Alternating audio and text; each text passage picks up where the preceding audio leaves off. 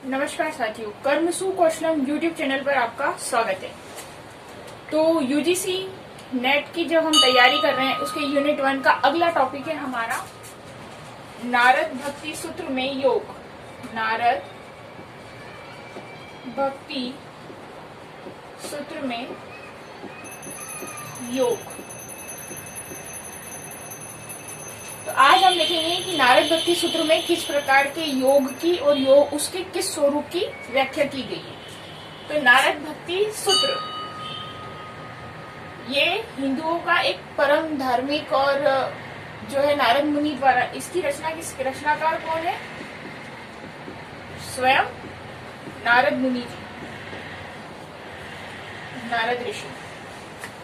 ये एक महत्वपूर्ण सूत्र है जिसमें नारद मुनि जी ने जो है किस प्रकार के योग की व्याख्या करी है? भक्ति योग की। इसमें किस योग की व्याख्या की है? भक्ति योग की। अब एक उक्ति के माध्यम से हम समझने का प्रयास करेंगे कि भक्ति योग को ही क्यों महत्वपूर्ण माना है। तो नारद जी ने एक उक्ति कही है, अथातो भक्तिम व्याख्या श्यामः।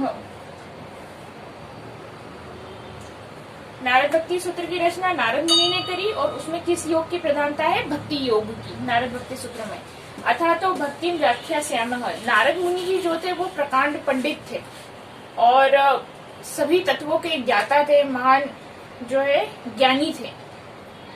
तो उन्होंने भी अथा तो भक्ति यानी कि सब प्रकार की व्याख्या अपने सारे उपदेशों को देने के बाद में, सब व्याख्या करने के बाद में भी उन्होंने किस तत्व को प्रधानता दी है? भक्ति तत्व को।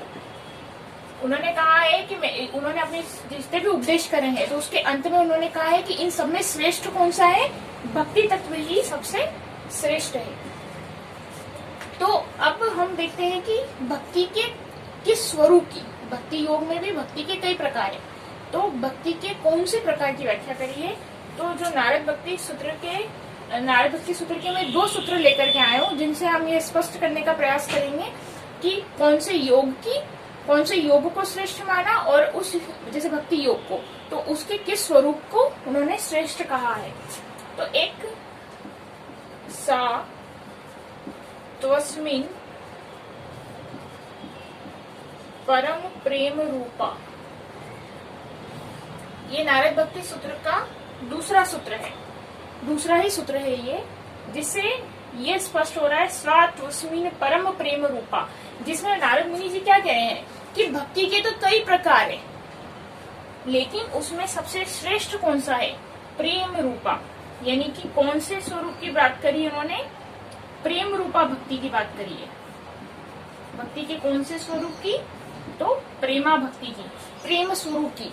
यानी कि भक्ति के बहुत सारे प्रकार है, बहुत सारे मार्ग हैं भक्ति योग में भी। भक्ति के भक्ति करने के बहुत सारे प्रकार है, लेकिन उसमें उन्होंने जो मुख्य कहा है, जिसको उन्होंने अपनाया और प्रधानता दी है, वो कौन सा आ रहा है? प्रेम रूपा भक्ति, जिसका अर्थ ये हो गया कि नारद मुनि जी कह रहे हैं कि भगवान में अनन्य प्रेम ही क्या है? भक्ति है। भगवान में अनन्य प्रेम ही भक्ति है। तो हमने ये 2 देखा कि उन्होंने सारा उपदेश कराया लेकिन उसके बाद में भी प्रधानता किसको दी है? भक्ति तत्व को। और भक्ति के कौन से स्वरूप को? प्रेमारूप भक्ति को, प्रेम स्वरूप भक्ति को प्रधानता दी है। एक सूत्र की और हम चर्चा करेंगे।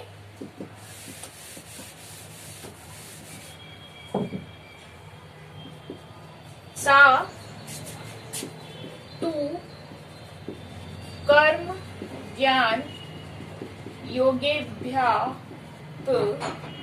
अधिक तराह। ये नारद भक्ति सूत्र का 25वां सूत्र है। सातु कर्म ज्ञान योगेभ्यः तरह, जिसमें नारद मुनि जी क्या कह रहे हैं कि योग के तो कई मार्ग हैं, भक्ति के भगवान को प्राप्त करने के कई मार्ग हैं। कर्म योग है,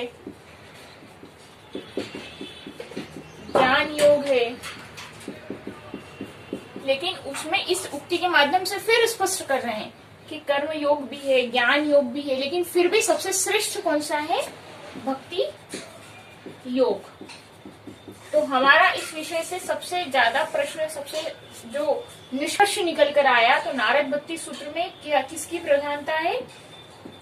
तो प्रेम स्वरूपा भक्ति की। भक्ति के कौन से प्रकार की? प्रेम रूपा भक्ति की नारद मुनि जी ने जो है बात करी है। तो इस नारद भक्ति सूत्र से हमारा बस मेन प्रश्न यही आ जाता है कि नारद मुनि जी ने करी है और भक्ति योग की प्रधानता है, और प्रेम स्वरूपा भक्ति के किस स्वरूप की? प्रेम स्वरूप की, प्रेमारूप भक्ति की प्रधानता है। और इन दो उक्तियों के माध्यम से भी मैंने ये स्पष्ट करने की कोशिश करी है कि सिर्फ 2 ही सूत्र हम जो है लेकर आए हैं, नारद भक्ति सूत्र में से 2 ही सूत्र मैंने निकाले हैं, जो दोनों ये स्पष्ट कर रहे हैं कि भक्ति तत्व की प्रधानता है और प्रेम रूपा की, साव तस्मिन परम प्रेम रूपा की, ईश्वर में अनन्य प्रेम हो जाना, तो प्रेम स्वरूप की ही प्रधानता है। तो आज हमने देखा बस एक छोटे से वीडियो में नारद भक्ति सूत्र में योग। अब अगले में लेकर आएंगे हम संत साहित्य में योग, जिसमें हम कबीर जी, तुलसीदास जी और सूरदास जी के बारे में चर्चा करेंगे। तब तक के लिए आपका काम वीडियो को ज्यादा से ज्यादा लाइक करना, शेयर करना, सब्सक्राइब करना चैनल को। Thank you.